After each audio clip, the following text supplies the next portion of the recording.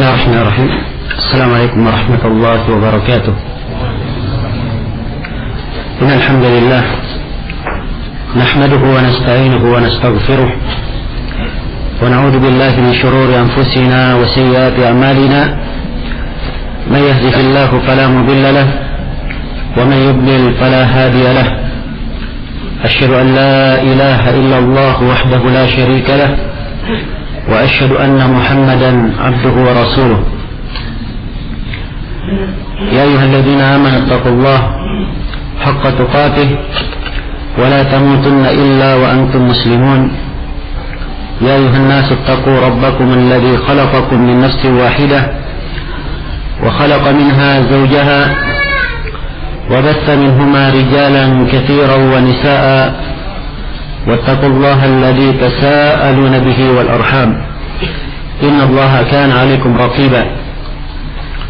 يا أيها الذين آمنوا اتقوا الله وقولوا قولا سديدا يصلح لكم أعمالكم ويغفر لكم ذنوبكم ومن يطع الله ورسوله فقد فاز فوزا عظيما. أما بعد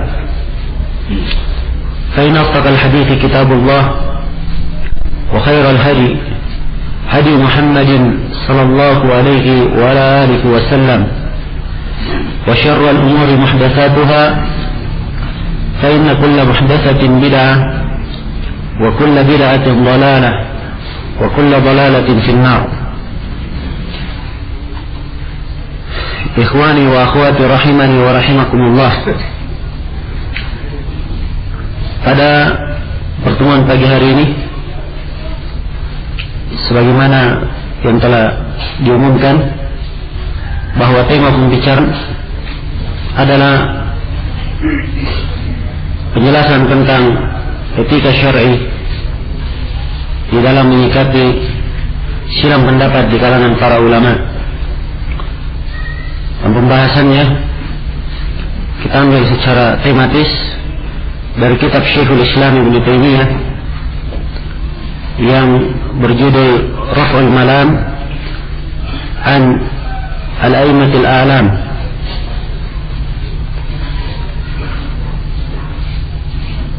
Dan pembahasan ini, kalau kita berbicara tentang masalah khilaf, perselisihan dan perbedaan pendapat, ini adalah masalah yang sangat luas dan sangat banyak cabang yang perlu diuraikan. Yang jelas di dalam pembahasan ini saya akan meringkas dan akan memberikan beberapa hal yang saya pandang hal tersebut merupakan pedoman dan pijakan-pijakan dasar di dalam menyikapi adanya perbedaan pendapat. Secara umum pembahasan ini adalah pembahasan yang penting. Ia penting untuk diketahui dari sisi seseorang memahami apa sebab terjadinya perbedaan pendapat. Kemudian perbedaan pendapat itu apakah tercela atau terpuji. Kemudian di sisi yang lain, apa hikmah-hikmah dengan adanya perbedaan pendapat. Kemudian bagaimana mauqif, sikap seorang muslim dan muslimah di dalam hal tersebut. Iya, seorang yang punya fikih dalam menyikapi khilaf, dalam menyikapi perbedaan pendapat, ini akan melahirkan di dalam dirinya keluasan wawasan dan akan melahirkan di dalam dirinya tahqiq di dalam sejumlah makna peribadatan yang saya akan terangkan, sejumlah hikmah berkaitan dengan masalah.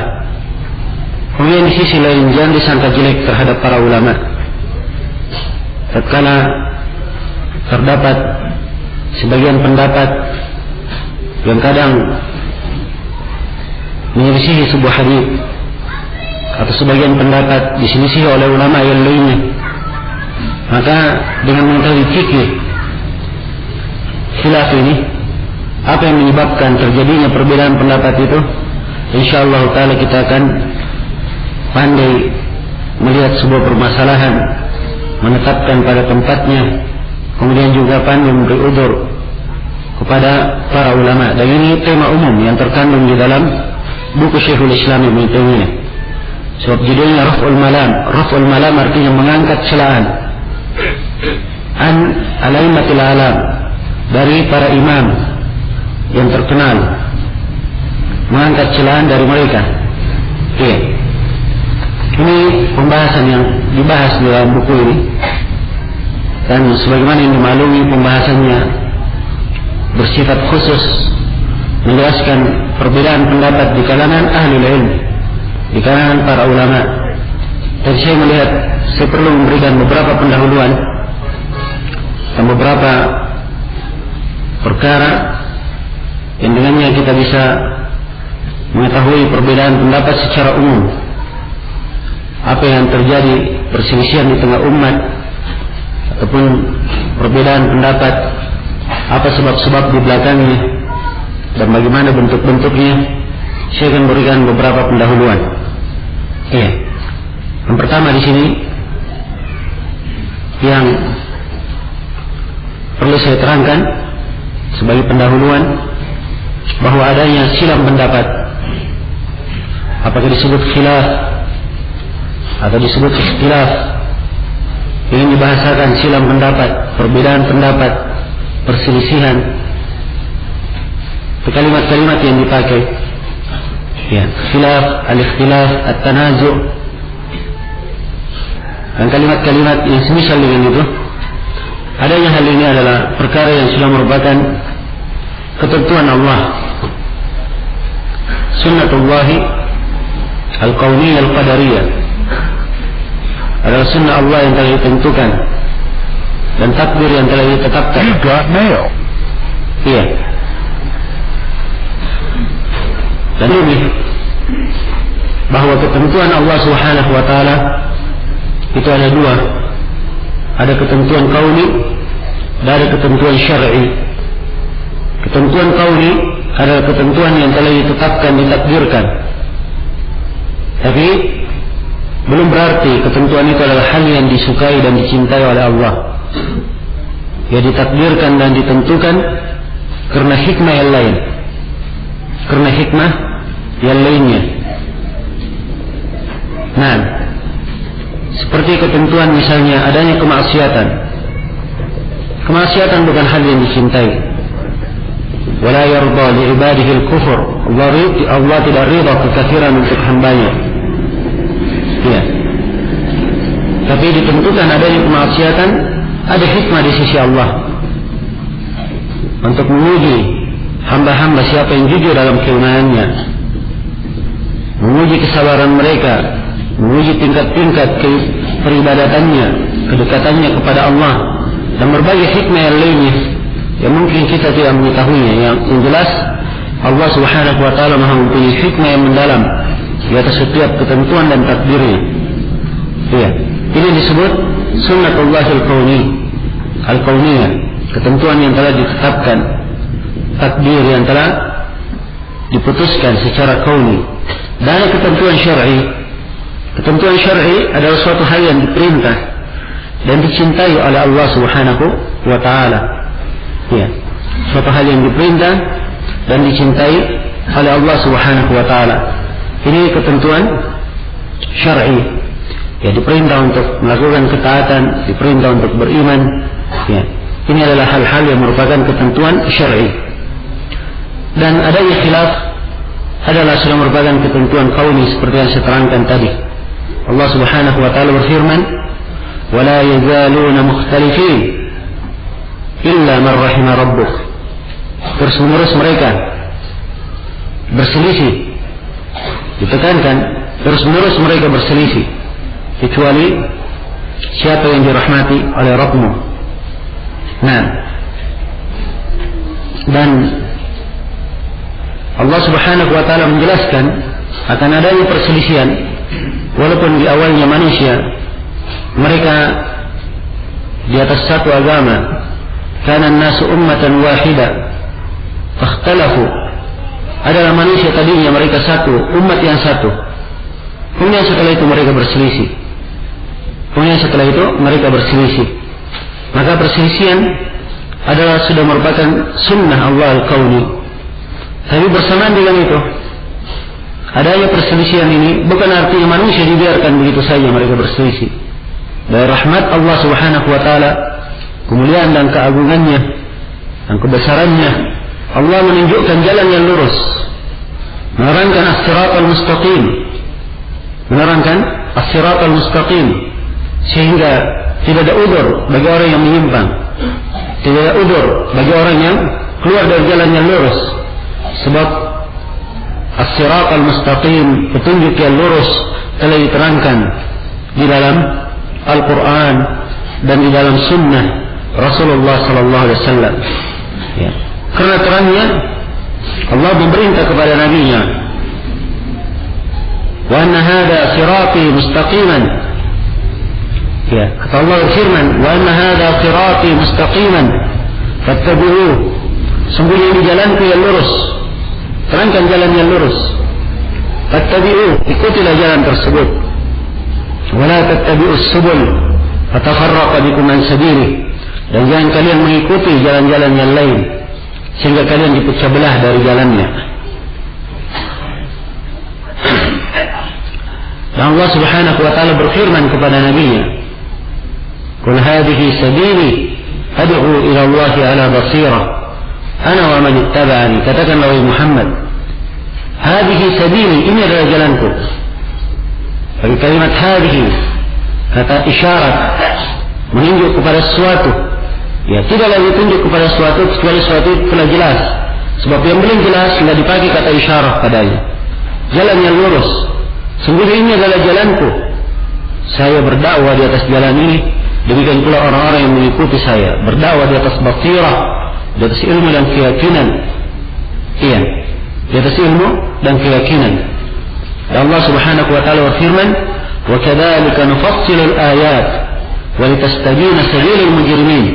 Demikianlah kami merinci, mendetailkan ayat-ayat, ya, supaya nampak petunjuk itu. Wa litastabina sabilul mujrimin, dan supaya nampak jelas jeleknya jalan orang-orang yang mujrim, orang-orang yang berdosa. Dan di dalam hadis Irbad ibn Sariyah yang juga datang dari hadis Abi Darda, dikeluarkan oleh Ibn Abi Asim dalam kitab As-Sunnah dan selainnya, dihasankan oleh Syekh Al-Albani, Rasulullah sallallahu alaihi wasallam bersabda, "Laqad taraktukum 'alal bayda lailiha kanahariha la yazigu anha illa halik." Sungguh saya telah meninggalkan kalian di atas suatu petunjuk yang sangat putih, maksudnya sangat jelas. Malamnya sama dengan siangnya, karena jelasnya petunjuk dalam syariat kita. Malamnya sama dengan siangnya. La yazigu anha illa halik. Tidak ada yang menyimpang dari petunjuk itu kecuali dia binasa. Iya. Makanya alhamdulillah dari rahmat Allah Subhanahu wa taala dan karunia-Nya kepada kita, bahwa di samping ditentukan khilaf di tengah manusia, terjadi perselisihan, dan ini sudah merupakan sunnatullah, ya, untuk menguji di antara hamba-hambanya.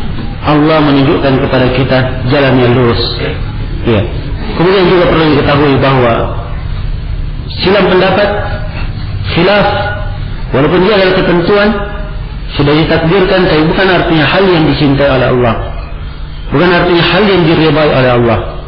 Sebab telah datang nas-nas dalam Al-Quran dan Sunnah, dalam Al-Quran dan Sunnah Rasulullah SAW yang mencelah perselisihan,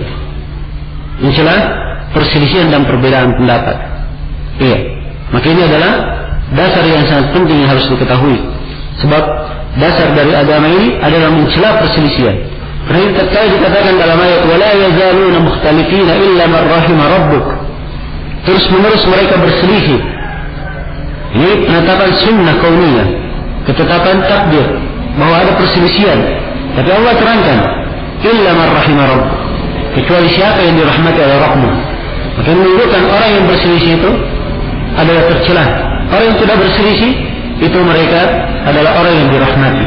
Adapun yang berselisih dia tidak masuk ke dalam golongan yang dirahmati. Tidak masuk ke dalam golongan yang dirahmati.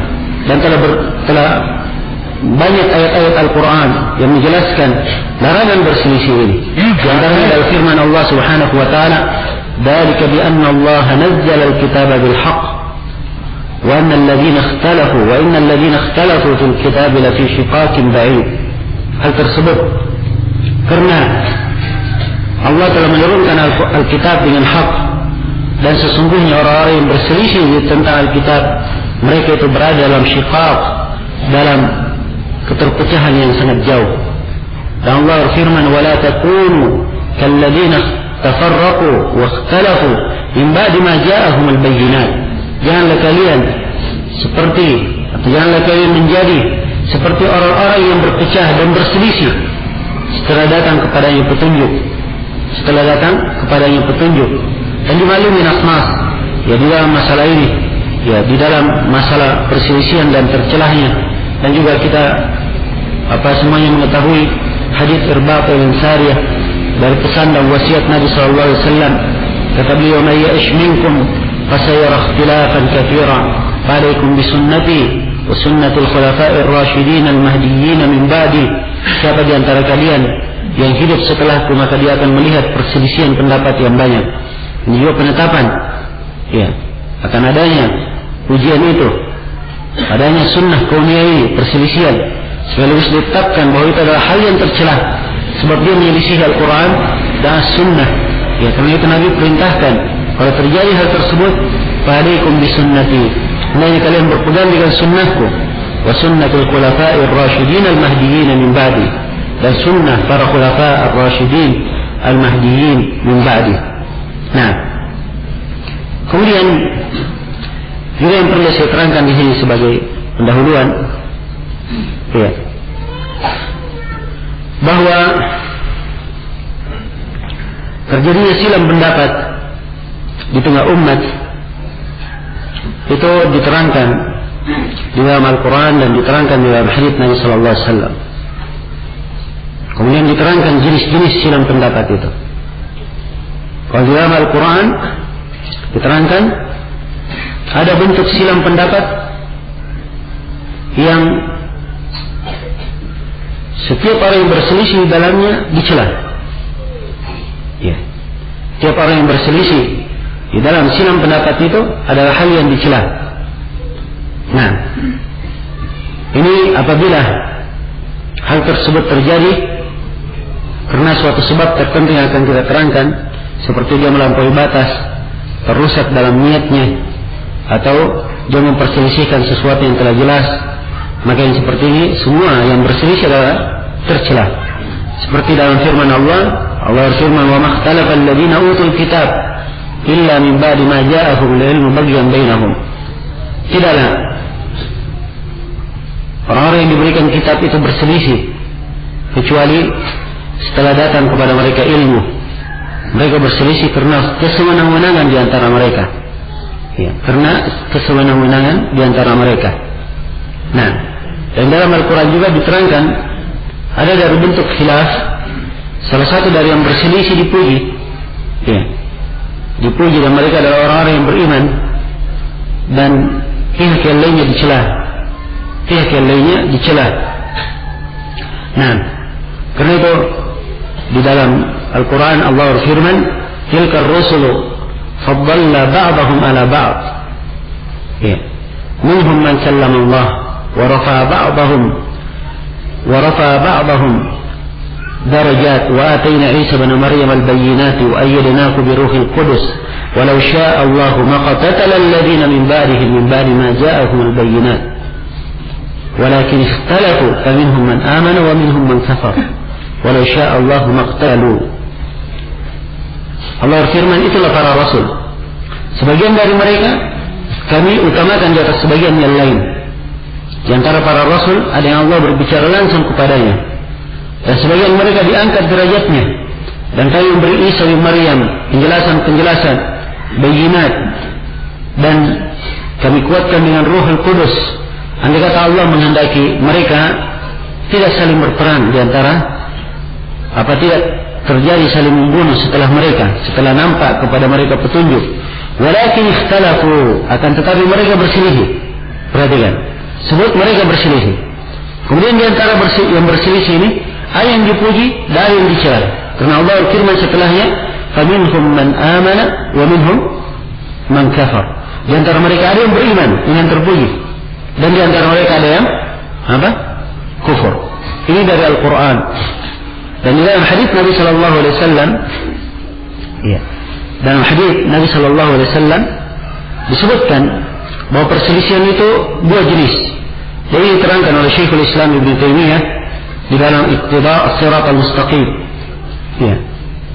Beliau menyimpulkan dari sunnah bahwa khilaf itu, perselisihan itu terbagi dua. Ada yang sifatnya ikhtilaf tanawwu. Perbedaan yang sifatnya tanawwu, perbedaan keragaman, perbedaan dalam keragaman. Dan ada sifatnya ikhtilaf tadad, perbedaan yang saling bertentangan, tidak mungkin untuk ketemu. Nah, ini dua jenis khilaf yang ada di dalam hadis Nabi sallallahu alaihi wasallam, sebagaimana yang dirinci oleh Syekhul Islam Ibnu Taimiyah. Khilaf yang jenisnya tanawwu, misalnya di dalam masalah tata cara adzan. Tata cara adzan itu banyak kaifiyat yang diajarkan. Dan khilaf yang seperti ini tanawwu. Mau dilakukan kaifiyat yang pertama, apakah dia melakukan bentuk adzan dari hadis Abi Mahdurah atau dia melakukannya dari hadis Abdullah bin Zaid? Kaifiyatnya mutanawwiyah, adalah hal yang beraneka ragam. Demikian pula dalam doa istiftah. Doa istiftah, boleh dia membaca Allahumma ba'id baini, atau boleh dia membaca inni wajjahtu wajhiya, atau boleh dia membaca subhanakallahumma, dan seterusnya dari doa-doa istiftah yang diajarkan. Nah, jelas doa-doa dalam hal ini karena semuanya diajarkan oleh Nabi, maka khilaf dalam hal ini disebut sebagai khilaf tanawwu. Khilaf tanawwu. Dan ini ada rincian-rinciannya, insyaallah kita akan terangkan nanti lebih mendalam di pembahasan kitab Raf'ul Malam. Saya di sini hanya mengisyaratkan. Ada khilaf yang sifatnya tadad, saling bertentangan. Saling bertentangan. Nah, dan di sini yang benar hanyalah salah satu dari dua pendapat. Yang benar hanyalah salah satu dari dua pendapat. Dan ini dalam banyak hal, ini dalam banyak hal, khususnya dalam masalah akidah antara ahli sunnah dan ahli bidah. Perbedaan-perbedaan yang ada, silang pendapat yang ada adalah khilaf tadad. Khilaf yang salah satu pasti benar, dan tidak mungkin dikatakan semuanya benar. Nah, khilaf di dalam masalah takdir, dalam masalah sikap terhadap sahabat, khilaf di dalam masalah asma wa sifat, dan lain-lainnya dari masalah-masalah keyakinan yang telah pasti nas-nasnya dalam Al-Quran maupun hadits Rasulullah sallallahu alaihi wasallam.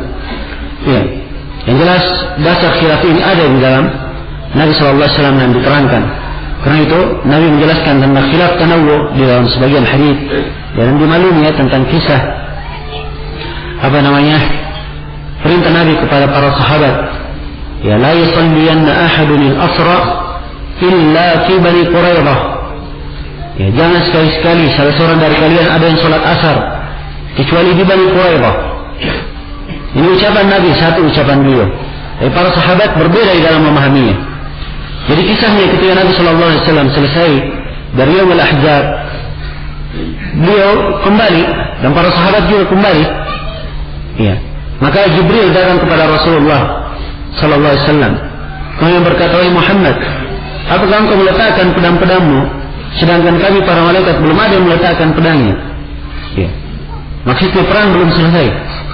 Maka segeralah Nabi sallallahu alaihi wasallam diperintah untuk mengarahkan para sahabat ke Bani Quraidah untuk menyerang Bani Quraidah.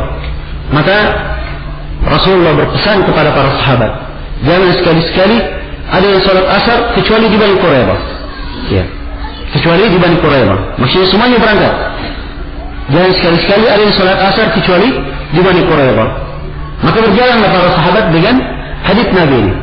Ya, la yusalliyanna ahadun al-asra illa fi Bani Quraidah. Ya, begitu sampai di jalan, waktu asar masuk, sebentar matahari terbenam, berbeda pendapat para sahabat. Ada yang mengatakan Nabi memerintah kita jangan ada yang salat asar kecuali di Bani Quraidah. Itu maksudnya kita bersegera berjalan sehingga kita sampai di Bani Quraidah masih waktu asar. Masih waktu asar dan kita salat asar di sana. Iya. Maka yang memahami seperti ini, ya, karena tujuan Nabi adalah ini, sepanjang kita terlambat, ya, sampai ke sana, waktu salat nggak boleh diundur. Kita harus salat tepat pada waktu ini. Maka sahabat yang berpengalaman ini mereka salat tepat pada waktu di jalan, tidak di Bani Quraidah. Sebagian sahabat yang lain mengambil zahir konteks dari hadits Nabi. Tidak. Bahkan Nabi menghendaki kita salat asar di Bani Quraidah, apapun yang terjadi. Dan mereka terus berjalan, salat asar di mana? Di Bani Quraidah. Ini silang pendapat dalam memahami satu nas hadis. Ya. Para sahabat berbeda pendapat. Maka setelah hal tersebut disampaikan kepada Nabi sallallahu alaihi wasallam, Rasulullah sallallahu alaihi wasallam ya tidak menyalahkan seorang pun dalam ijtihadnya. Ya, tidak menyalahkan mereka di dalam ijtihadnya. Jelas sampai sini? Maka ini bentuk khilaf tanawwu, ya. Perbedaan yang sifatnya tanawwu disebut di dalam hadits Nabi sallallahu alaihi wasallam dan tidak diingkari. Nah, maka ini yang berkaitan dengan pembagian khilaf itu dan keberadaannya di dalam Al-Quran dan Sunnah Rasulullah sallallahu alaihi wasallam. Dan mungkin di antara hal yang penting di sini saya jelaskan tentang apa sebab munculnya khilaf. Iya, tentunya kalau pembahasan yang saya uraikan di sini ini sifatnya umum, khilaf yang terjadi di umat secara umum. Kalau pembahasan Syekhul Islam Ibnu Taimiyah ini sebab munculnya khilaf yang terjadi di kalangan ulama secara khusus. Yang terjadi di kalangan para ulama secara khusus. Adapun saya akan uraikan di sini dari sebab khilaf supaya kita tahu ya mana khilaf yang terpuji dan mana yang tidak terpuji. Apa sebab yang terpuji dan apa sebab yang tidak terpuji. Nah, jadi yang saya akan bahas ini adalah pembahasan sebab khilaf, ya sebab perselisihan yang berada di tengah umat secara umum. Di antara sebab yang menjadikan terjadinya perselisihan yang pertama adalah sebagian manusia yang melampaui batas terhadap sebagian yang lainnya. Ya.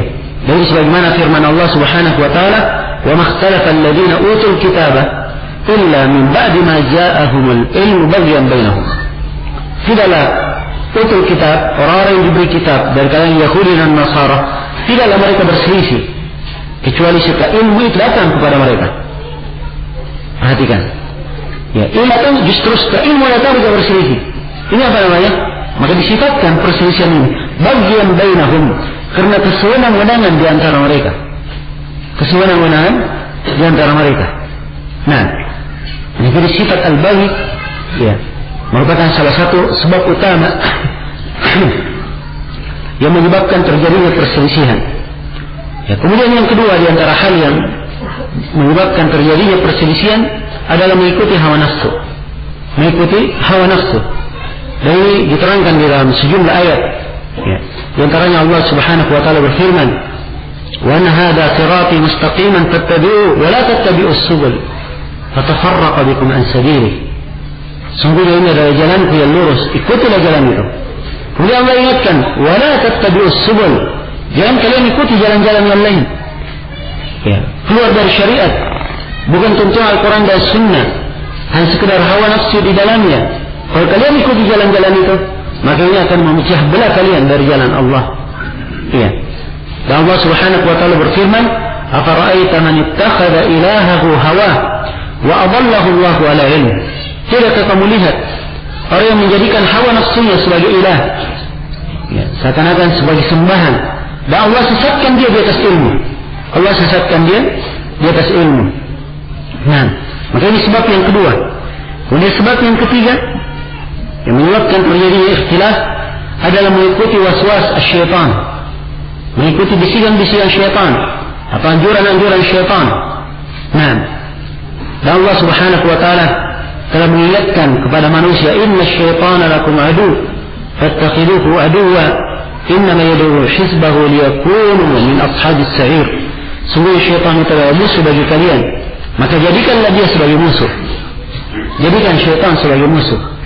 Ya, sini perintah menganggap syaitan menjadi musuh, sebab dia adalah musuh bagi manusia di setiap keadaan. Ya, sungguh syaitan itu hanya menyuruh kelompoknya, ya, agar supaya mereka itu menjadi penduduk neraka.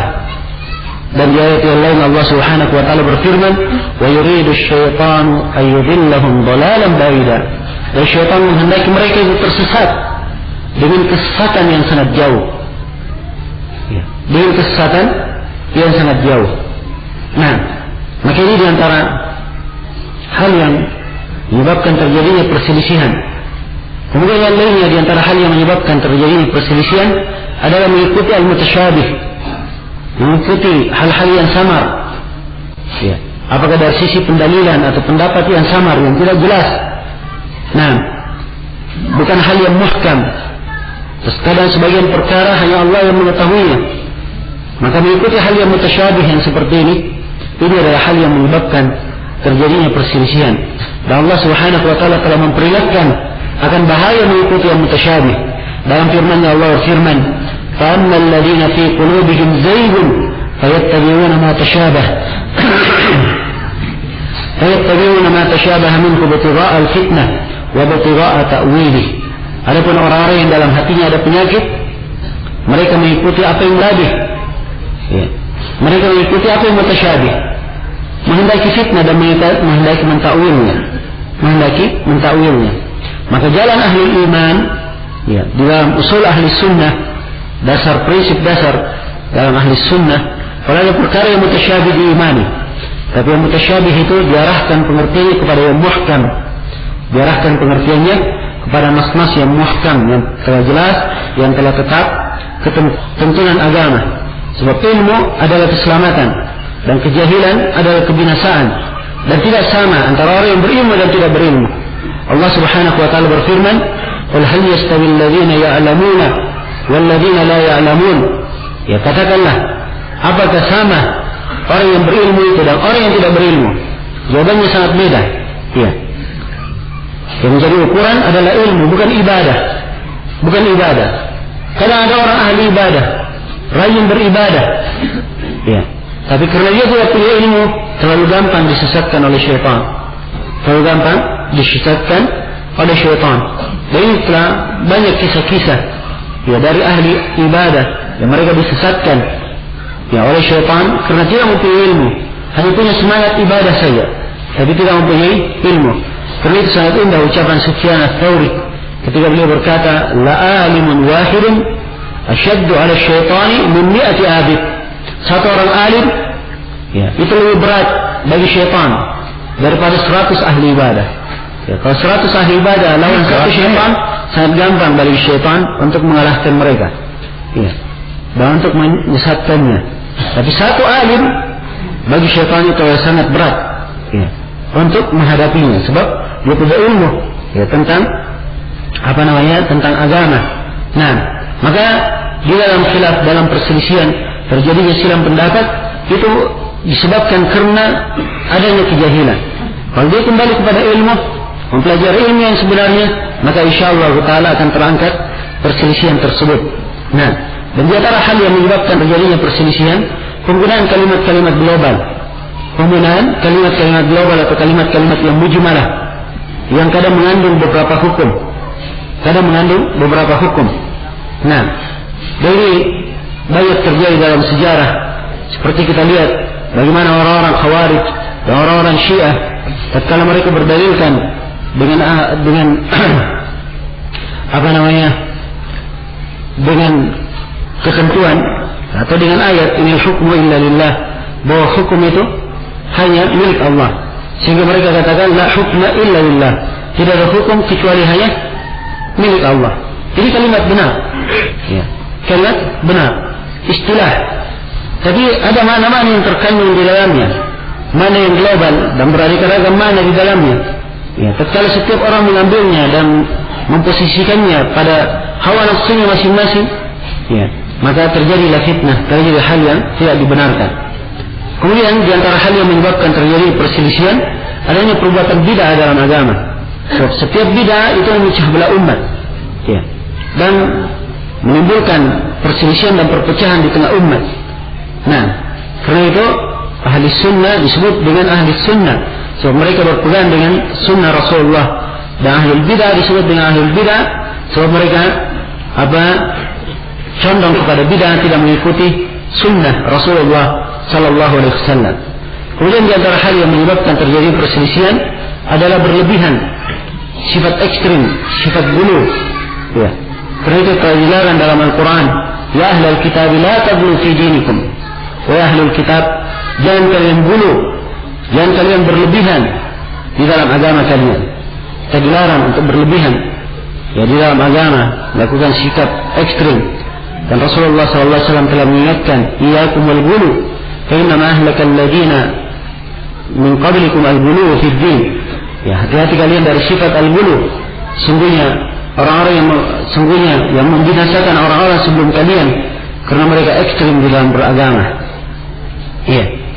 Kemudian di antara hal yang menyebabkan terjadinya perselisihan adanya kebiasaan umat mengikuti kebiasaan selain dari kebiasaan umat Islam. Iya, mengikuti budaya orang-orang kafir.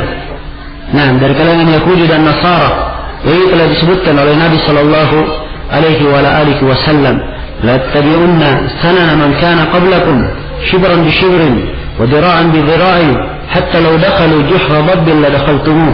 Sungguh kalian akan mengikuti, ya, sunnah atau mengikuti jalan-jalan orang-orang sebelum kalian. Ya, kalian akan ikuti sejengkal demi sejengkal, sehasta demi sehasta, sampai kalau mereka masuk ke lubang bak, ke lubang biawak, ya kalian juga pasti akan mengikutinya. Nah, kalimat bak ini saya bahasakan, saya artikan dengan biawak, itu untuk pendekatan saya. Ya, walaupun dia tidak ada di Indonesia, dengan mana biawak yang ada di Indonesia. Nah, kalau kalian dia masuk ke lubang biawak, maka kalian juga mengikuti. Maka para sahabat bertanya, ya Rasulullah, siapakah mereka? Apakah orang Yahudi dan Nasara? Ya. Kata Nabi Sallallahu Alaihi Wasallam, manin nas illa haula. Kata beliau, siapa lagi di antara manusia kecuali mereka? Nah, siapa lagi di antara manusia kecuali mereka? Maka ini menunjukkan bahwa siapa yang mengikuti jalan, ya, selain dari jalan umat Islam, kebiasaan orang-orang kafir, maka ini akan menyebabkan terjadinya perselisihan dan khilaf di tengah umat. Demikian pula di antara hal yang menyebabkan perselisihan di tengah umat adalah makar dari musuh-musuh Islam. Sebab mereka menghendaki adanya perpecahan, ya, di tengah kaum muslimin. Nah, demikian pula adanya jidal dan khusumah, banyak debat dan banyak bertikai, ya, tentang membicarakan nas-nas agama yang jelas. Ya, ini juga adalah hal yang menyebabkan terjadinya perselisihan. Demikian pula ta'assub, ya, fanatik terhadap pendapat dan terhadap mazhab. Ini juga adalah hal yang menyebabkan terjadinya perselisihan. Ya, demikian pula dimasukkannya sejumlah buku-buku, ya, sejumlah buku-buku yang bukan merupakan buku-buku umat Islam. Ya, ini menyebabkan terjadinya perselisihan. Ketika diterjemah buku-buku Yunani, ya, buku-buku filsafat diterjemahkan ke dalam bahasa Arab, maka itu awal, ya, terjadinya musibah tersebut. Mulai dikenal ada filsafat dan terwarnai pada sebagian ilmu. Nah, ini semua dari hal-hal, sebagian perkara yang menyebabkan terjadinya perselisihan dan perbedaan pendapat. Tapi yang perlu saya ingatkan di sini bahwa perselisihan ini, ya, sebagaimana yang saya terangkan tadi, dia memang adalah ketentuan Allah, sunnah kauniyah. Dan saya terangkan tadi bukan artinya kalau dia adalah ketentuan Allah, bukan artinya dicintai. Terus saya terangkan mas-mas yang menjelaskan bahwa perselisihan adalah hal yang tercela dalam syariat. Ya. Dan telah saya terangkan pula, kalau dia adalah sunnah kauniyah, sebuah ketentuan dan takdir, Allah tidak mencintainya, berarti Allah punya hikmah di belakang adanya penakdiran terjadinya perselisihan. Dan para ulama menyebutkan sejumlah hikmah yang sangat penting untuk kita cermati di sini. Sebab jangan seorang menyangka bahwa di dalam membahas fikih khilaf adalah hal yang tidak ada faedahnya. Bahkan terdapat di dalamnya manfaat. Dan orang yang mempunyai fikih tentang masalah bagaimana menyikapi silang pendapat, yang akan tertanam di dalam dirinya sejumlah perkara yang sangat baik, sejumlah perkara yang sangat baik. Nah, di antara hikmah ya dari adanya perselisihan ya, di antaranya adalah untuk sebagai ujian dan cobaan ya terhadap kaum muslimin, sehingga nampak siapa yang mengagungkan kebenaran ya, dan siapa yang tidak mengagungkannya. Nah, supaya nampak hal tersebut, siapa yang mengagungkan kebenaran dan siapa yang tidak. Alhamdulillah. Yahdikumullah istighfar. Iya, agar supaya nampak siapa yang mengagungkan kebenaran dan siapa yang tidak mengagungkannya. Nah, Allah Subhanahu wa taala berfirman, "Likullin ja'alna minkum syir'atan wa minhaja." Setiap dari kalian kami jadikan untuknya syir'atan wa minhaja, syariat dan manhaj. Maksudnya seluruh para nabi dan para rasul ada syariatnya masing-masing. Tapi mereka ada satu agama yang mereka bersatu di atasnya. Walau syaa Allah ja'alakum ummatan la ja'alakum ummatan wahidah. Andai kata Allah menghendaki, maka Allah akan menjadikan kalian satu umat. Walakin liyabluwakum fima ataakum. Tapi adanya perselisihan ini untuk menguji kalian terhadap nikmat yang Allah berikan kepada kalian. Ya. Ingin diuji oleh Allah Subhanahu wa taala. Kemudian perhatikan, mana dari ujian? Fastabiqul khairat, bersegeralah kalian kepada kebaikan. Ila Allahi marji'ukum jami'an, kepada Allah kalian semuanya kembali. Fayunabbi'ukum bima kuntum fihi takhtalifun. Kemudian Allah akan memberitahukan kepada kalian apa yang kalian berselisih di dalamnya. Apa yang kalian berselisih di dalamnya.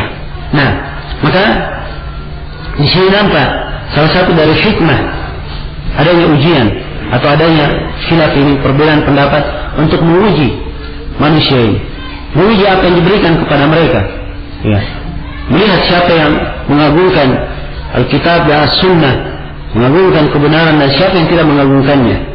Nah, kemudian diantara hal yang sangat penting juga dari hikmah terjadinya khilaf ini, orang yang memahami fikih khilaf dengan baik, itu akan tertanam di dalamnya tahqiq terhadap ubudiyah kepada Allah. Ya, terhadap ubudiyah kepada Allah. Tertanam di dalam dirinya bagaimana dia mewujudkan makna memurnikan ibadah kepada Allah Subhanahu wa taala. Ya, sebab ia di dalam menyikapi persidangan pendapat, dia mengetahui bahwa di dalam hal ini semuanya sifatnya ibadah. Ya. Dia dalam beragama adalah beribadah kepada Allah Subhanahu wa taala. Maka tatkala dia melihat perbedaan pendapat, dia tidak akan ada ta'assub atau mengikuti hawa nafsu, tapi dia wujudkan pada dirinya bagaimana ia masuk ke dalam hal tersebut dan itu terhitung nilai ibadah untuknya. Terhitung nilai ibadah untuknya. Ya. Ini dari hikmah. Kadang jarang ada yang memperhatikannya. Jarang ada yang memperhatikannya. Kalau kita melihat ya, para a'immah rahimahumullah taala, ketika mereka berselisih, maka tampak hal ini pada diri mereka. Sampai Imam Syafi'i berkata, ya, tidaklah saya mendebat seorang pun kecuali saya menghendaki, saya cinta orang ini menjelaskan kesalahan saya. Ya, menjelaskan kesalahan saya. Kenapa?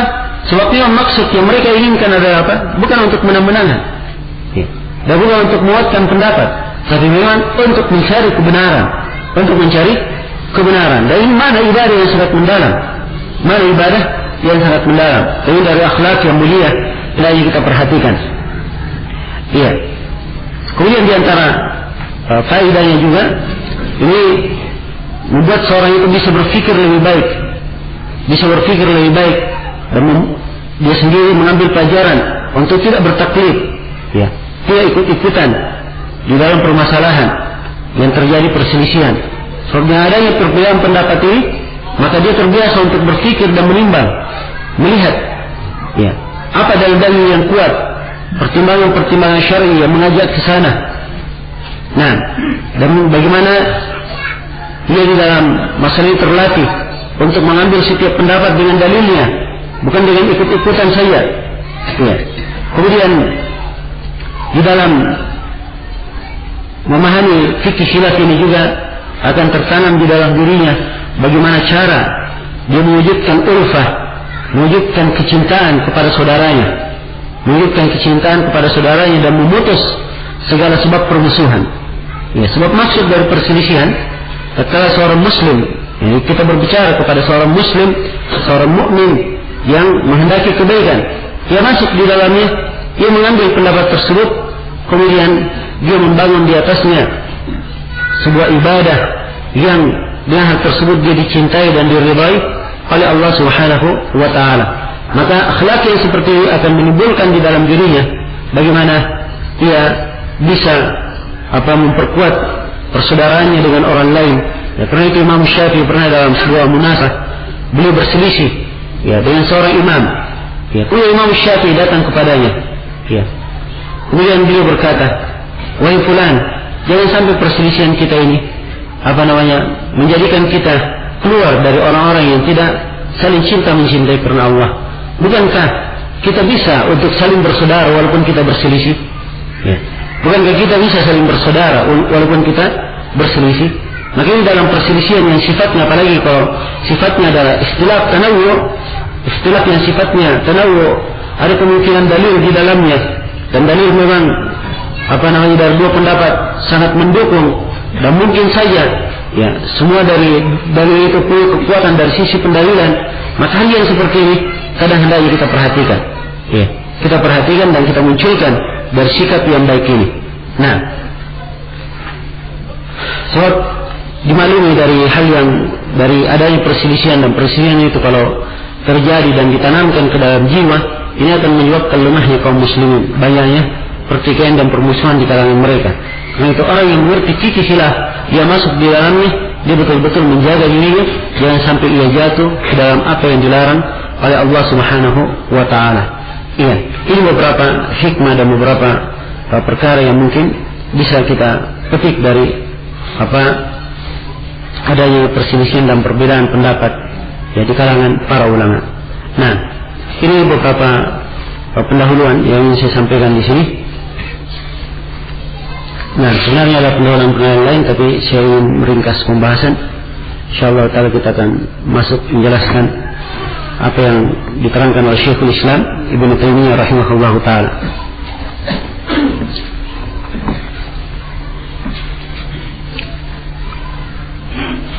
Ya. Jadi ini pembahasan adalah pembahasan tematis. Saya tidak akan membaca seluruh dari isi kitab ini. Nah, tapi saya akan simpulkan sub-sub pembahasan yang terkandung di dalamnya dan kaidah-kaidah yang terkandung di dalamnya. Di dalam pendahuluannya, Syekhul Islam Ibnu Taimiyah mulai dengan pujian kepada Allah Subhanahu wa taala. Kemudian setelah itu beliau menyebutkan kedudukan para ulama. Ini pendahuluan yang sangat penting. Ya, kedudukan para ulama. Kata beliau, "Fayajibu 'alal muslimina ba'da muwalatillahi ta'ala wa rasulihi wa muwalatul mu'minina kama nataqa bihi al-Qur'an khususan al-ulama alladhina hum warathatul anbiya alladhina ja'ala Allah bimanzilatin nujum yuhtada bihim fi dhulumatil barri wal bahr wa qad ajama al-muslimuna 'ala hidayatihim wa dirayatihim." Kata beliau, "Amma ba'd, sungguhnya wajib terhadap kaum muslimin setelah dia cinta kepada Allah dan Rasul, memberikan loyalitas kepada Allah dan Rasulnya, maka wajib atas kaum muslimin memberikan loyalitasnya kepada kaum mukminin sebagaimana yang diterangkan dalam Al-Quran. Ya, secara khusus para ulama, kaum muslimin, kaum mukminin secara umum, dan secara khusus dia memberikan loyalitasnya kepada para ulama. Ya, yang mana para ulama ini mereka adalah pewaris para nabi. Pewaris para nabi. Ini ada di dalam hadisnya, al-ulama'u warathatul anbiya. Ya, para ulama adalah pewaris para nabi. Nabi tidak meninggalkan harta benda, tapi beliau meninggalkan ilmu. Meninggalkan ilmu. Ya. Maka siapa yang mengambil ilmu itu, maka dia telah mengambil bagian yang sangat banyak dari warisan. Dan Nabi Shallallahu Alaihi Wasallam atau para ulama adalah pewaris Nabi Shallallahu Alaihi Wasallam. Kemudian beliau sifatkan ulama juga dengan sifat yang lain. Kata beliau, alladzina ja'alakumullahu bimanzilatin nujum. Ya Allah jadikan ulama ini kedudukannya seperti bintang-bintang. Yuhtada bihim fi dhulumatil barri wal bahr. Yang dijadikan petunjuk dengan mereka di kegelapan daratan dan di kegelapan lautan. Ya, diibaratkan seperti bintang-bintang. Nah, dan ini ada sebagian penyebutannya dalam hadis dan sebagian pembahasan para sahabat. Mereka dibahasakan seperti bintang-bintang dalam sebagian riwayat. Ya, atau diperumpamakan dengan itu. Dan dimaklumi bahwa bintang itu, ya, bintang-bintang itu mempunyai banyak fungsi. Di antara fungsinya dijadikan sebagai petunjuk. Dijadikan sebagai apa? Sebagai petunjuk. Yang seorang mengambil iktidak dengannya. Ya. Di petunjuk jalan dia melihat di mana arah dia berjalan. Para ulama. Jelas ya? Kemudian fungsi yang lainnya, dia adalah hiasan di langit. Ya. Hiasan di langit berindah langit itu. Nah, demikian pula bintang-bintang ini. Ulama ini kalau ada di tengah umat, maka ini akan menghiasi umat, mempercantiknya. Nah, karena itu keberadaan mereka di tengah umat itu adalah jaminan kebaikan bagi umat. Jaminan kebaikan bagi umat. Karena itu di dalam sebuah hadis diriwayatkan oleh Imam Muslim, Nabi sallallahu alaihi wasallam bersabda, "Ana," kata beliau, "as-sama'u amanatun lin-nujum," atau "an-nujum amanatun lis-sama'." Ya. Fa idza dhahabat an-nujum, taib.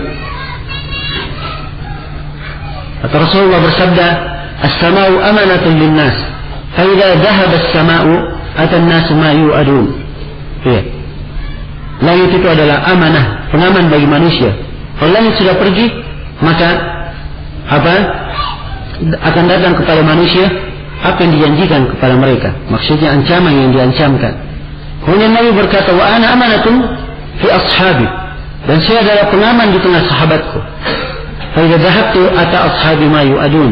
Apabila saya telah pergi, maka akan datang kepada sahabatku apa yang diancamkan kepada mereka. Ya. Terus Nabi berkata, wa ashabi amanatun li ummati. Ya. Fa idza dhahaba ashabi ata ummati ma yu'adun. Ya. Para sahabatku adalah amanah, pengaman bagi umatku. Apabila telah pergi para sahabatku, maka akan datang kepada umat apa yang dijanjikan terhadap mereka, apa yang diancamkan terhadap mereka.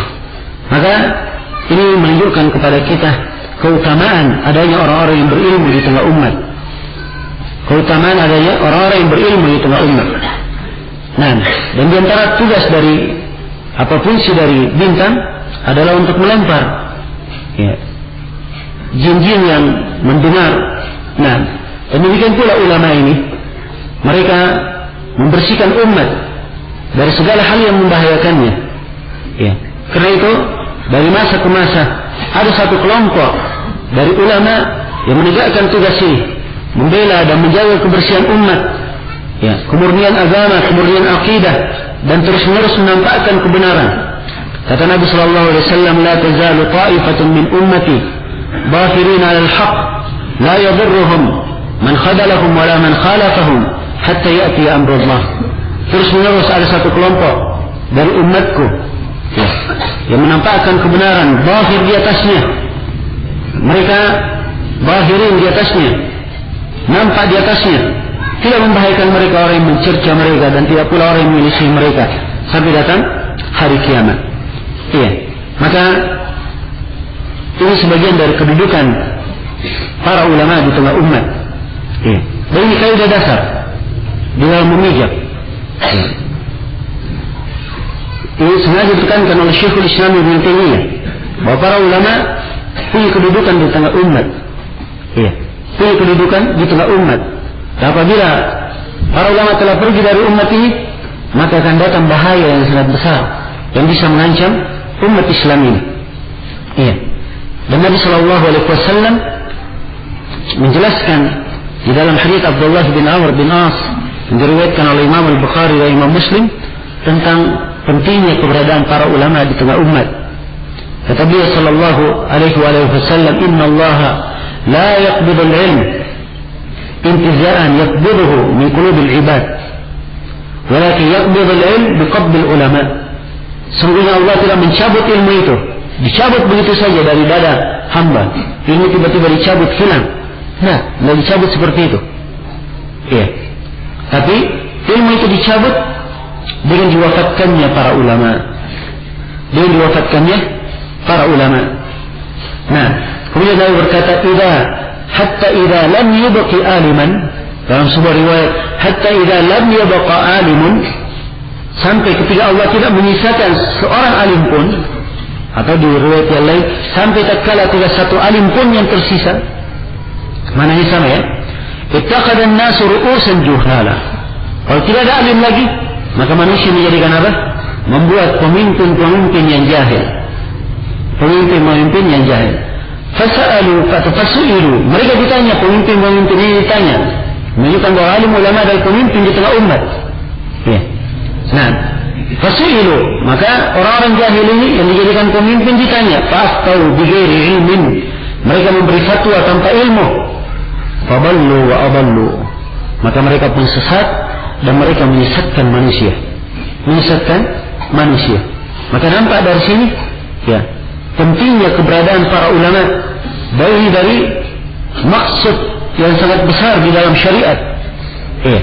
Dan keberadaan para ulama di tengah umat ini berkaitan dengan dua hal. Hal yang pertama adalah menjaga umat dan menjaga keutuhannya, menjaga agama dan menjaga syariat mereka. Kemudian yang kedua, dari keberadaan para ulama, dari sisi mereka mempersiapkan para penuntut ilmu dan mempersiapkan orang-orang yang berilmu yang bisa menjadi penasihat dan pengurus di tengah umat. Ya. Maka pentingnya keberadaan mereka adalah hal yang sangat dimaklumi. Adalah hal yang sangat dimaklumi. Nah, karena itu di masa ini, ya, keberadaan ulama-ulama kita, ya, dari ulama yang diketahui dengan keluasan ilmu mereka, baiknya manhaj mereka dan lurusnya akidah mereka, dikenal sebagai penasihat bagi umat. Ya. Keberadaan mereka di tengah umat itu adalah sebuah nikmat. Itu adalah sebuah nikmat. Ya. Dan kadang ketika kita kehilangan dari sejumlah ulama kita, datang hal-hal yang kurang bagus terjadi. Nah, ini kita saksikan setelah meninggalnya Syekh bin Baz rahimahullah, ya, kemudian disusul, atau sebelumnya Syekh Al-Albani, kemudian disusul Syekh bin Baz, kemudian Syekh Ibn Utsaimin, kemudian Syekh Muqbil. Ya, 4 ulama ini yang merupakan bintang-bintang, ya, dunia bagi umat. Ya, tidak meninggalnya 4 alim ini, maka terjadi banyak hal yang kurang bagus di tengah umat. Ya. Yang kalau terjadi di masa mereka, insya Allah Ta'ala tidak akan terjadi hal-hal yang seperti yang banyak terjadi sekarang ini. Nah, inilah dari sudut dan diantara sisi pentingnya keberadaan para ulama. Ya, karena itu semoga Allah Subhanahu Wa Ta'ala menjaga para ulama kita yang masih hidup, ya, dan memberi taufik kepada mereka. Dan juga semoga Allah memberi hidayah kepada umat ini, agar supaya mereka tetap gigih dan rajin dalam menuntut ilmu, mempelajari ilmu agama. Nah, kemudian kata Syekhul Islam Ibnu Taimiyah, wa qad ajma al-muslimuna ala hidayatihim wa dirayatihim. Dan telah sepakat kaum muslimun, ya, telah sepakat kaum muslimun bahwa para ulama itu di atas hidayah dan di atas dirayah dan di atas pengetahuan. Ya. Di atas pengetahuan yang sangat detail, pengetahuan yang penuh dengan pembahasan. Kalimat diraya itu bukan sekedar tahu saja, tapi pengetahuan yang apa? Yang mereka pasti pengetahuannya. Ya. Karena itu kata Syekhul Islam Ibnu Taimiyah rahimahullah, al-ilmu bahthun muhaqqaq wa naqlun musaddaq wa ma siwa dhalika fahadayanun muzawwaq. Kata beliau, ilmu itu adalah pembahasan yang penuh dengan tahqiq, penuh dengan penelitian, ya, penuh dengan ketelitian. Dan ilmu itu adalah penukilan yang penuh dengan kejujuran, penuh dengan kepastian. Ya.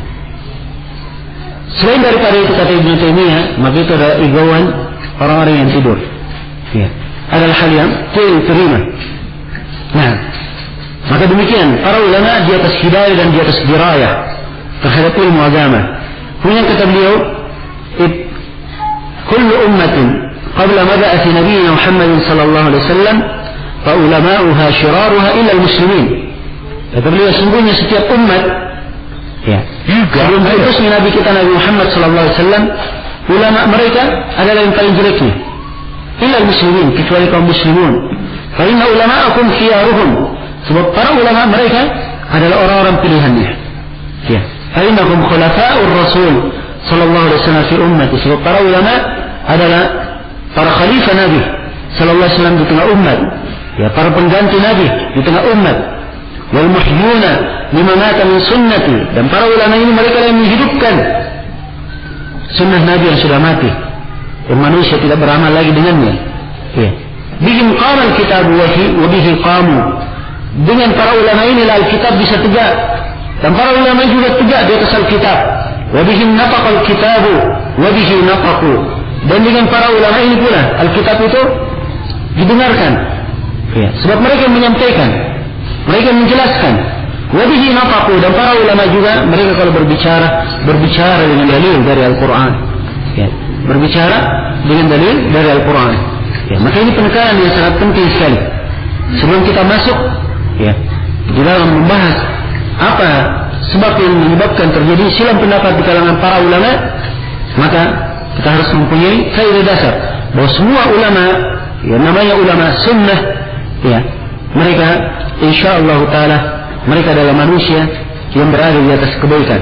Sebab dasarnya ya, kata Syekhul Islam Ibn Taimiyah, wal ya'lam annahu laysa ahadun min al-a'immah al-maqbulina inda al-ummah qubulan amman yata'ammadu mukhalafat Rasulullah sallallahu alaihi wasallam fi syai'in min sunnatihi daqiqin wala jalil. Ya, katanya sengaja diketahui, kata Ibn Taimiyah, sengaja diketahui bahwa tidak seorang pun dari para a'immah, dari para ulama yang diterima di sisi umat dengan penerimaan yang menyeluruh atau penerimaan yang umum, tidak seorang pun dari imam itu ada yang sengaja menyelisihi sunnah Nabi. Jadi mereka kalau misalnya ada ucapan menyelisihi hadits Rasulullah, itu bukan di atas kesengajaan. Ada sebab-sebab yang akan diterangkan di sini oleh beliau. Ya. Tidak sengaja dalam hal tersebut, tidak dalam hal yang detail, ya, dan tidak pula dalam hal yang jelas. Mereka tidak sengaja dalam hal itu. Kenapa? Fa'innahum muttafiquna ittifaqan yaqiniyan ala wujub ittiba'ir Rasul sallallahu alaihi wasallam. Sebab para ulama semuanya sepakat dengan kesepakatan yang sangat meyakinkan tentang wajibnya mengikuti Rasulullah sallallahu alaihi wasallam. Wa anna ala kulli ahadin minan nasi yu'khadhu min qawlihi wa yutraku illa Rasulullah sallallahu alaihi wasallam. Dan mereka semua sepakat bahwa seluruh dari manusia ini ada yang diambil ucapannya dan ada yang ditolak kecuali Rasulullah sallallahu alaihi wasallam. Dia saja seluruh ucapannya dan perbuatannya diterima. Adapun yang lainnya dari para ulama, ya, namanya ulama, mereka juga manusia biasa. Ada dari ucapannya diterima dan ada yang ditolak. Tapi perlu kita ketahui. Ya. Nah, perlu kita ketahui bahwa mereka ini tidak sengaja. Kalau mereka menyelisihi hadits Rasulullah itu bukan karena kesengajaan. Nah, bukan karena kesengajaan. Ya. Dan Allah Subhanahu wa taala telah menyebutkan di dalam Al-Qur'an, dan ini kaidah dari qawaidul ilm. Kaidah disebut dalam Al-Qur'an. Ya. Allah Subhanahu wa taala berfirman kepada Nabi, "Fa in lam yastajibu laka fa'lam annama yattabi'una ahwa'ahum." Apabila mereka wahai Nabi Muhammad tidak menjawab dakwah kamu, maka ketahuilah bahwa mereka itu mengikuti hawa nafsunya. Mengikuti hawa nafsunya. Maka dalam ayat ini manusia hanya dibagi dua kelompok. Hanya dibagi menjadi dua golongan. Golongan yang pertama adalah orang yang ittiba, dan orang yang menerima Nabi sallallahu alaihi wasallam dengan wahyu yang beliau bawa dari sisi Allah dan sunnah yang Allah ajarkan kepada beliau. Ya, ini maqam yang pertama, kedudukan yang pertama yang disebut dalam ayat. Manusia yang istijabah kepada Rasulullah sallallahu alaihi wasallam. Kemudian yang kedua, kalau dia tidak istijabah berarti dia mengikuti hawa nafsunya. Dia mengikuti hawa nafsunya. Nah, ini dua golongan dari manusia. Maka jangan disangka pada alim ulama, dia masuk ke dalam golongan mengikuti hawa nafsu. Ya. Mereka masuk ke dalam golongan orang yang tiba kepada sunnah Rasulullah SAW. Itu harusnya menjadi sangkaan. Memang benar disebut oleh Syekhul Islam Ibnu Taimiyah, ada yang disebut dengan nama hawa nafsu tersembunyi. Ya. Dan ini beliau terangkan di dalam sebagian khilafat yang terjadi di kalangan para sahabat. Kadang muncul sebagian hawa nafsu yang tersembunyi. Ya. Tapi hal yang seperti ini tidak memberikan pengaruh, sebab dasar asalnya pada mereka semuanya sepakat tentang wajibnya mengikuti Rasulullah Sallallahu Alaihi Wasallam. Maka ini adalah sangkaan yang hendaknya kita pegang, ya, untuk para ulama kita. Kemudian di sini Syekhul Islam Ibnu Taimiyah rahimahullah taala ya menyebutkan, ya, kata beliau, fala budda lahu min udrin fi tarkihi wa jami'ul adarat thalathatu asnaf. Ya, sekarang kalau misalnya ada seorang alim diketemukan, ya, seorang alim ditemukan sebuah ucapan seorang alim, dan ucapan alim ini menyelisihi nas Al-Quran ataupun Sunnah misalnya, atau menyelisihi hadits yang sahih, ya, maka pasti dia meninggalkan hadits yang sahih karena sebuah udzur, karena dia punya udzur. Maka Ibnu Taimiyah di sini menyebutkan udzur-udzur para ulama. Ya. Seluruh udzur ini beliau kembalikan kepada 3 hal. Dan 3 hal ini beliau akan cabang menjadi 10 sebab. Ya. Menjadi 10 sebab yang menjadi udzur kenapa para ulama ya terjadi silang pendapat di kalangan mereka. Ya. Nah, udzur yang pertama kata Ibnu Taimiyah, ada mu'taqadihi anna Nabi sallallahu alaihi wasallam qalahu. Udzur yang pertama, dia tidak meyakini bahwa itu Nabi mengucapkan hadits itu. Kenapa? Mungkin haditsnya menurut beliau, menurut alim ini haditsnya lemah. Iya, haditsnya tidak syah, atau haditsnya sudah mansukh, terhapus hukumnya. Jelas? Maka dia tidak pakai hadits itu. Ya, maka jangan ada yang datang berkata ini alim ini meninggalkan hadits Rasulullah. Tidak. Tapi lihat apa sisi kenapa ia tidak mengambilnya. Nah, ini udzur yang pertama kata Ibnu Taimiyah. Kemudian yang kedua, ada i'tiqadihi iradat tilka al-mas'alati bidzalika al-qaul. Udzur yang pertama, ya, kata Ibnu Taimiyah. Yang kedua, si alim ini tidak meyakini Nabi sallallahu alaihi wasallam qalahu, bahwa apa yang terkandung di dalam hadis itu mengucapkan hadis itu. Ya. Kenapa? Itu yang diinginkan dengan pendapat tersebut. Nah, di sini dari sisi kandungan hadis. Iya. Ya. Hadis misalnya berbunyi maka menurut alim ini mana dari hadis tidak ada kaitannya dengan pendapat itu, tidak ada kaitannya dengan masalah yang mereka bahas, ya, bukan. Tapi lihat apa sisi kenapa ia tidak mengambilnya. Nah, ini udzur yang pertama kata Ibnu Taimiyah. Kemudian yang kedua, ada i'tiqadihi iradat tilka al-mas'alati bidzalika al-qaul. Ya. Yang kedua, si alim ini tidak meyakini bahwa apa yang terkandung di dalam hadis itu, ya, itu yang diinginkan dengan pendapat tersebut. Nah, dari sini dari sisi kandungan hadis, ya, hadis misalnya berbunyi maka menurut alim ini mana dari hadis tidak ada kaitannya dengan pendapat itu, tidak ada kaitannya dengan masalah yang mereka bahas. Ya, bukan pada tempatnya, atau tidak ada pendalilan. Yang kedua, ada i'tiqadihi iradat tilka al-mas'alati bidzalika al-qaul. Ya. Yang kedua, si alim ini tidak meyakini bahwa apa yang terkandung di dalam hadis itu, ya, itu yang diinginkan dengan pendapat tersebut. Nah, dari sini dari sisi kandungan hadis, ya, hadis misalnya berbunyi maka menurut alim ini mana dari hadis tidak ada kaitannya dengan pendapat itu, tidak ada kaitannya dengan masalah yang mereka bahas. Ya, bukan pada tempatnya, atau tidak ada pendalilan. Ya. Sebab di dalam sebuah dalil seperti hadis yang saya sebutkan tadi misalnya, Nabi ketika berkata jangan ada yang sholat di Bani Quraidah. Ini kan dalil namanya, iya kan? Dalil ini semuanya terima. Tapi para ulama, para sahabat berbeda pendapat dalam kandungan dalil itu. Ya. Ada yang memahaminya, sholat asar di sini, sholat betulan asar di sana, walaupun keluar waktu. Ada yang memahaminya lain, enggak, bukan itu yang dimaksudkan. Tapi ini penekanan, kita artinya pada waktu, berusaha sampai di sana pada waktunya. Kalau enggak, berarti kita sesat pada waktunya, sebagaimana biasa. Nah, ini berbeda di dalam memahami apa? Kandungan di dalam dalil tersebut. Ya. Maka ini sisi yang kedua, menyebabkan terjadinya perbedaan pendapat. Kemudian sisi yang ketiga, yang menyebabkan terjadinya perbedaan pendapat adalah dari arah orang yang berdalilkan dengan dalil. Ya, dari arah orang yang berdalil. Ya. Alim itu sendiri, orang yang berdalil dengan dalil itu. Dan mungkin dari sisi ini yang menyebabkan banyaknya terjadi ya perbedaan pendapat di kalangan para ulama. Ya. Sebab orang yang berdalilkan dengan dalil yang dilihat ya, ditinjau ya dari banyak sisi. Apakah dia ahli ijtihad atau bukan? Ya. Kemudian orang yang berdalil di dalam masalah itu dilihat dari sisi keilmuannya. Ya. Apa saja ilmu yang dia kuasai?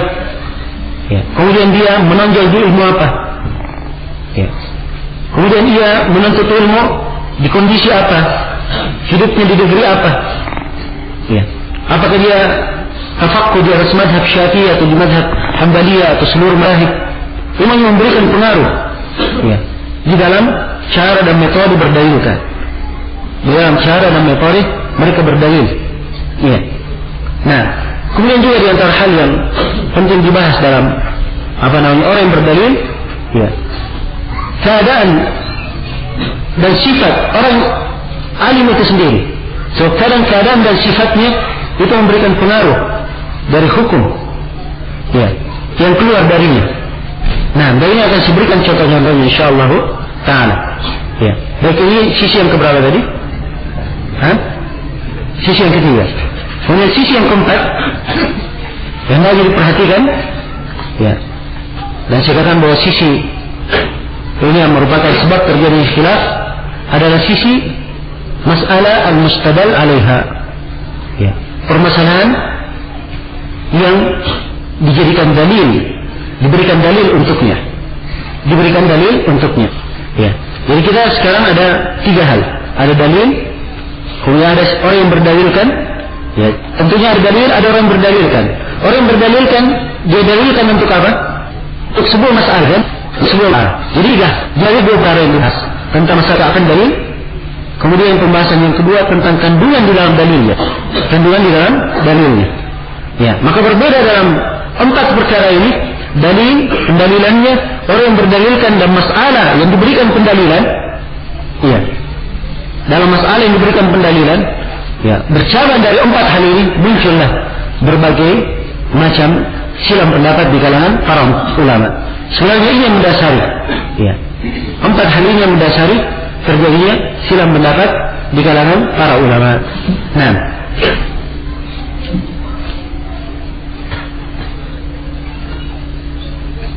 waktu itu. Baik. Saya lihat 5 menit ya.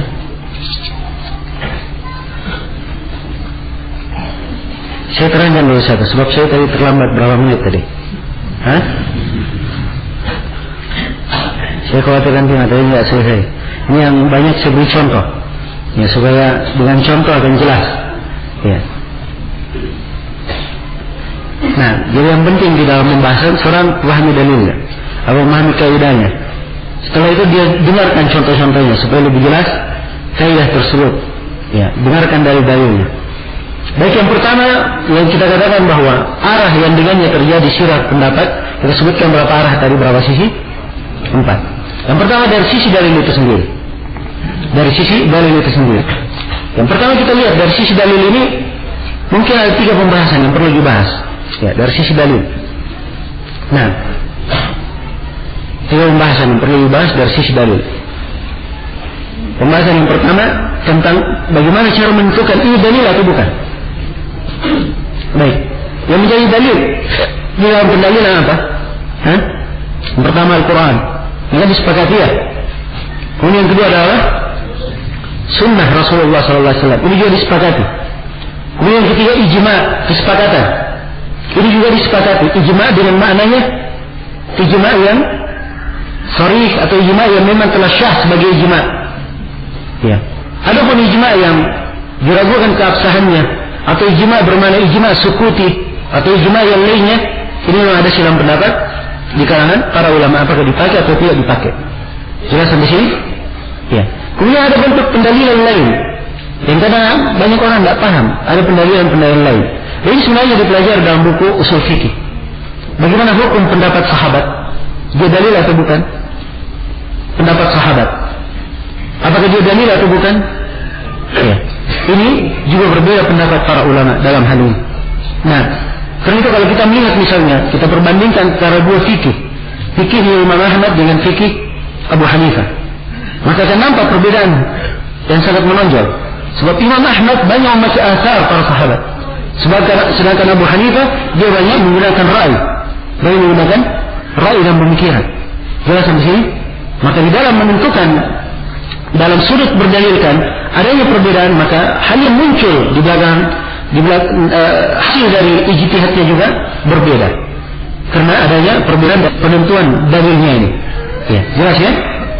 Demikian pula misalnya ya di kalangan orang-orang Malikiyah, ya, apakah amalan penduduk Madinah dijadikan sebagai ukuran? Sebab Imam Malik rahimahullah di antara kaidah pendalilan beliau, ya, dia apa yang dilakukan oleh penduduk Madinah, dan beliau menjadikan sebagai dalil apa yang dilakukan oleh penduduk Madinah. Ya, kalau penduduk Madinah berbuat begini, maka itu apa?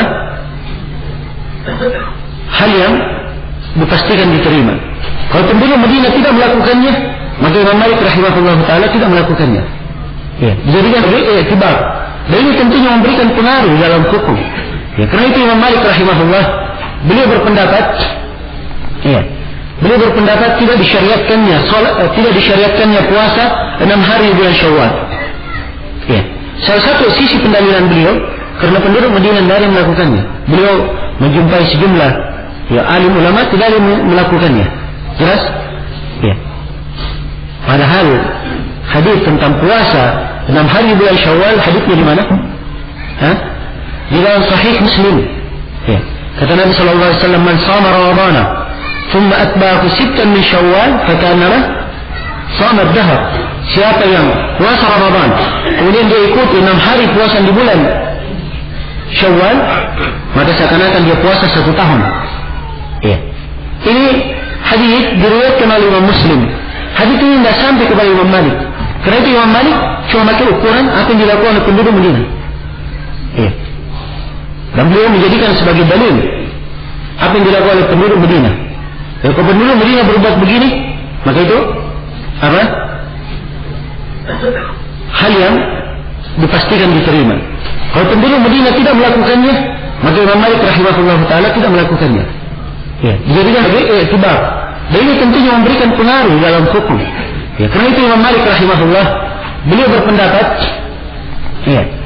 berpendapat tidak disyariatkannya puasa 6 hari bulan Syawal.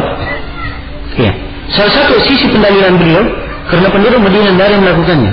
Beliau menjumpai sejumlah alim ulama tidak ada melakukannya. Jelas? Ya. Padahal hadis tentang puasa 6 hari bulan Syawal, hadisnya di mana? Di dalam Sahih Muslim. Ya. Kata Nabi sallallahu alaihi wasallam, "Man shama Ramadhana thumma atba'ahu 6 min Syawal, fakannama shama ad-dahr." Siapa yang puasa Ramadan kemudian dia ikuti 6 hari puasa di bulan Syawal, maka seakan-akan dia puasa 1 tahun. Ya. Ini hadis diriwayatkan oleh Imam Muslim. Hadis ini tidak sampai kepada Imam Malik. Karena itu Imam Malik cuma memakai ukuran apa yang dilakukan oleh penduduk Madinah. Jelas di sini. Ini yang dikatakan sebagai maksud dari pensyariatan. Jelas?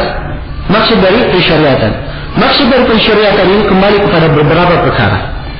Yang pertama adalah penjagaan terhadap agama. Penjagaan terhadap apa? Agama. Karena itu siapa yang murtad dari agamanya dibunuh. Sebab ini untuk apa? Menjaga agama. Ya. Orang yang murtad atau dia yang melakukan ucapan kufur diberikan hukum terhadap hal tersebut. Ini kaitannya penjagaan terhadap agama. Ya. Jelas dan banyak lagi syariat-syariat semuanya kembali kepada penjagaan terhadap apa? Agama. Kemudian yang kedua penjagaan terhadap akal. Dari maksud dalam syariat penjagaan terhadap akal manusia. Karena itu dilarang minum khamar. Kenapa? Karena dia bisa merusak akal. Ya. Menyebabkan seorang hilang akal. Karena itu para ulama di masa ini memberikan hukum yang lebih keras untuk orang yang memakai sabu-sabu dan narkoba. Ya. Sebab ia di dalam menghilangkan akal lebih cepat dan lebih berbahaya daripada apa? Daripada khamar. Ya. Karena itu hukum yang diterapkan di negeri-negeri yang menerapkan hukum Islam beda antara menghidupkan minuman keras dengan orang yang menghidupkan narkoba.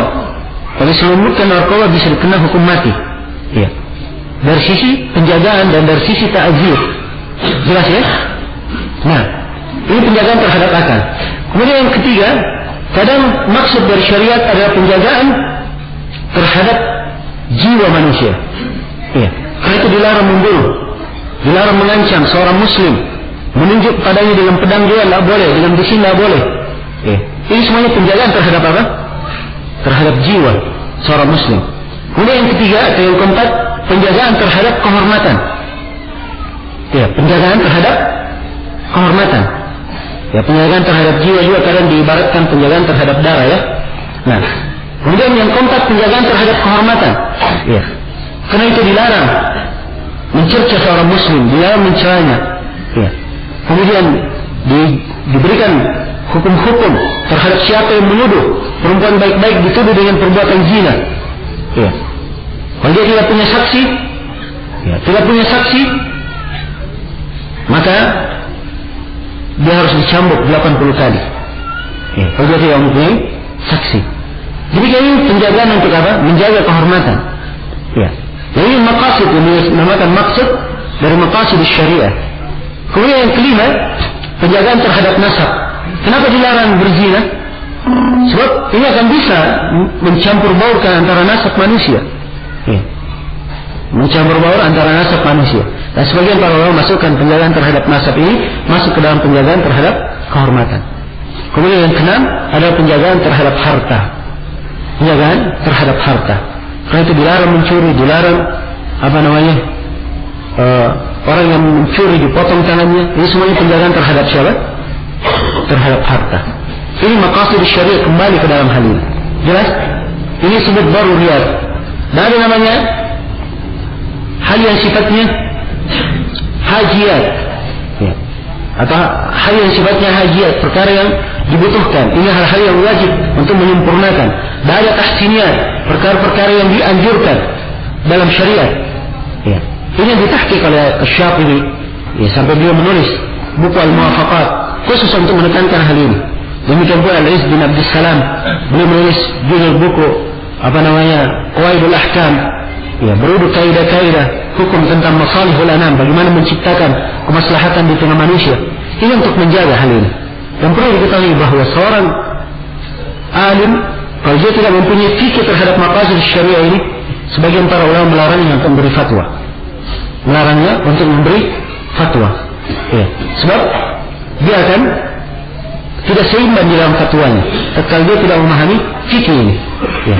Nah, karena itu yang banyak ditekankan dan dilihat dari para ulama kita, bagaimana mereka menekankan orang yang sudah belajar, ya, ditekankan kembali untuk mempelajari fikih dari maqasid syariah.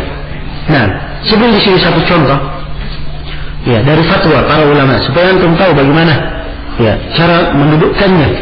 Nah, dan cara melihat sudut-sudut yang harus dilihat di dalam memberikan jawaban. Ya. Saya pernah tanya ke Syekh Shalih Al-Fauzan, ya, hafizahullah taala, tentang hukum orang yang kerja di kantor pajak. Nah, pertanyaan saya tanyakan kepada beliau bahwa di Indonesia kebanyakannya orang digaji, ya mungkin pemasukan pemerintah lebih dari 50% dari pajak. Ya. Jadi saya sebutkan tersebut, beliau bilang itu pemerintah tidak ada pemasukan. Ya. Sehingga ia mengambil dari pajak itu. Ini saya sambung. Kalau begitu bagaimana hukum orang yang bekerja di kantor pajak? Ya jelas ya dari hukum asal mengambil harta manusia. Ini kembali kepada penjagaan terhadap harta. Boleh tidak? Jadi bolehkan dari sisi syariat. Kan begitu? Maka dia menjawab, ya tapi perhatikan jawabannya di sini. Supaya antum tahu bagaimana kadar dari fikih dan kadar orang memberikan jawaban. Kata beliau, ya ketika saya tanya bagaimana kalau dia kerja di kantor pajak, kata beliau, dia harusnya tidak kerja di situ, keluar dari pekerjaannya. Tapi kalau dia keluar akan membahayakan dirinya, ya, membahayakan keluarganya, tidak ada masalah, dia kerja sebatas dia mencari pekerjaan lain. Perhatikan, sebatas mencari apa? Pekerjaan lain. Di sini beliau di dalam jawabannya menggabungkan antara sejumlah maqasidus syariah. Beliau tidak melihat di dalam satu sudut saja. Kalau satu sudut hukumnya satu saja, keluar dari pekerjaan, kan begitu. Sebab dia adalah tempat yang tidak boleh bekerja.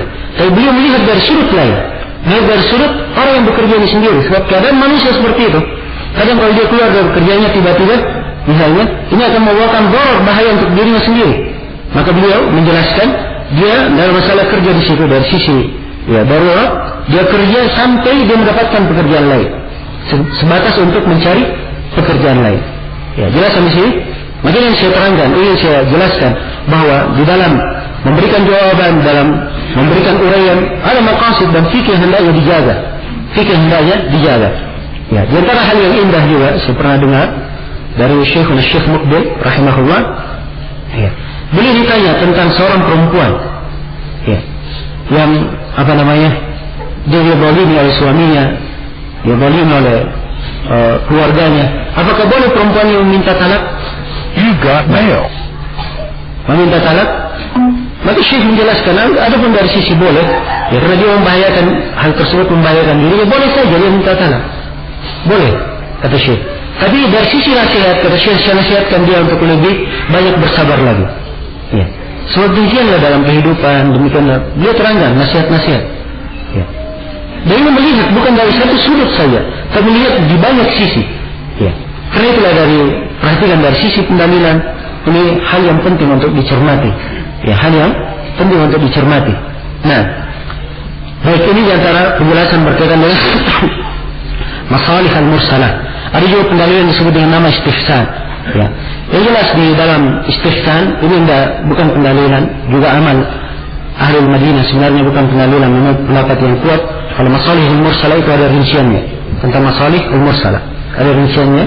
Kalau masalah ucapan sahabat, apakah dia menjadi dalil atau tidak, juga ada silang pendapat di kalangan para ulama yang ditahqiq oleh Ibnu Qayyim dan selainnya, bahwa pendapat para sahabat itu menjadi hujjah apabila, ya, pendapat tersebut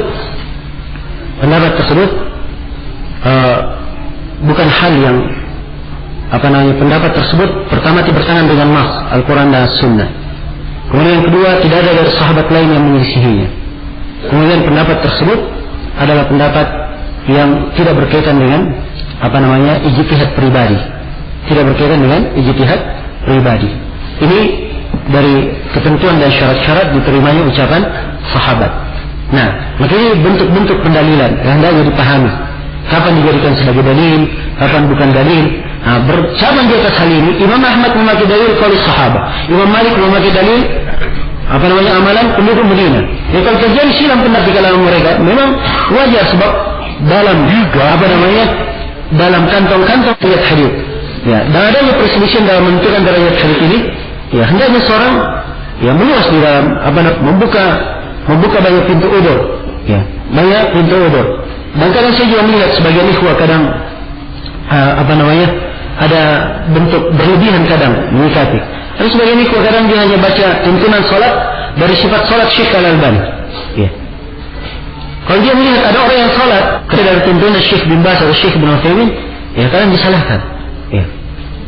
Diberikan jatuh hukum yang banyak. Sebab banyak perselisihan nanti dalam bab salat. Ya. Yang dalam masalah menggerak-gerakan atau tidak, ya kan? Ya, kemudian di dalam masalah sedekat atau tidak, kan begitu. Ya, kemudian di dalam masalah posisi tangan, apakah diletakkan di dada atau di perut atau di mana saja boleh. Ya. Kemudian masalah merapatkan kaki, dirapatkan atau tidak. Ya. Ini terjadi silang pendapat di kalangan para ulama. Dan banyak dari hal tersebut, ya, kalau masalah sedekat atau tidak, ini memang fikih di dalam melihat dalil. Ya, sisi perbedaannya. Tapi kalau di dalam masalah diletakkan di atas dada atau di perut atau di ini, ya, ini berbeda para ulama, apalagi secara khusus. Syekh Al-Albani rahimahullah hanya menguatkan riwayat Tawus secara mursal, dan beliau menguatkan riwayat Wa'il bin Hujr yang dari jalan Mu'ammal bin Ismail. Dan Mu'ammal bin Ismail ini munkarul hadits dari sisi periwayatan, dan mengisi murid-murid As-Sawri yang lainnya Ya, karena itu haditsnya munkar. Yang kuat di dalam masalah meletakkan di atas dada hanya satu saja, hadits mursal dari jalan Taus. Ya, dan ini bukan dalil. Ya, karena itu Syekh Muqbil melemahkan seluruh riwayat yang berkaitan dengan masalah letak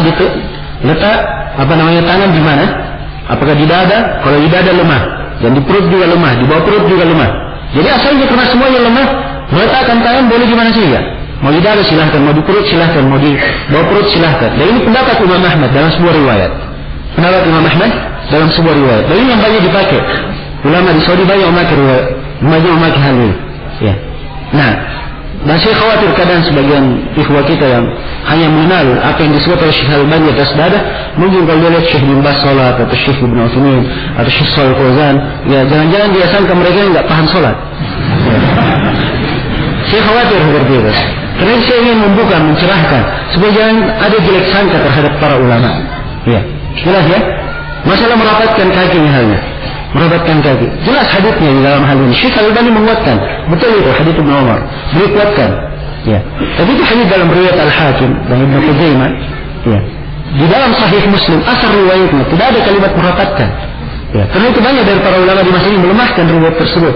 Ya karena lemah asalnya tidak dirapatkan kan begitu. Asalnya tidak dirapatkan. Nah, makanya dasar-dasar yang membuat terjadi perbedaan dalam hukum fikih kaitannya kenapa? Ya. Kaitannya di dalam masalah haditsnya syah atau tidak, kan begitu? Haditsnya syah atau tidak. Nah, jelas sampai sini. Baik, ini pembahasan yang kedua dari masalah sudut dalil atau sisi dalil. Pembahasan yang kedua dari sisi dalil, ya, tentang sebutnya dalil itu, tetapnya dalil tersebut. Ya. Kadang kalau dia syah dari sisi periwayatan, ya, syah dari sisi pendalilan. Apakah dalil ini telah syah di dalam mana cocokkah dia dipakai berdalil di situ? Ya. Apakah dia cocok dipakai berdalil? Nah, ini juga terjadi perbedaan di kalangan para ulama disebabkan karena hal ini. Ya, disebabkan karena hal ini. Nah, ya. Maka bentuk-bentuk pendalilan ini dari sisi kesyahannya atau tidak ini sangat banyak memberikan pengaruh di dalam terjadinya perbedaan fikih di kalangan para ulama, terjadinya silang pendapat di kalangan para ulama. Baik, ini sudut yang pertama ya, dari sisi dalil. Insyaallah sudut-sudut berikutnya. Oh, sudah masuk sesi kedua ini. Ya. Ya baik, saya khawatir antum butuh istirahat. Kita istirahat aja 15 menit boleh ya? Ya, 15 menit atau 20 menit. Nah. تفضل حضرتك سبحانك اللهم وبحمدك أشهد أن لا إله إلا أنت أستغفرك وأتوب إليك والحمد لله.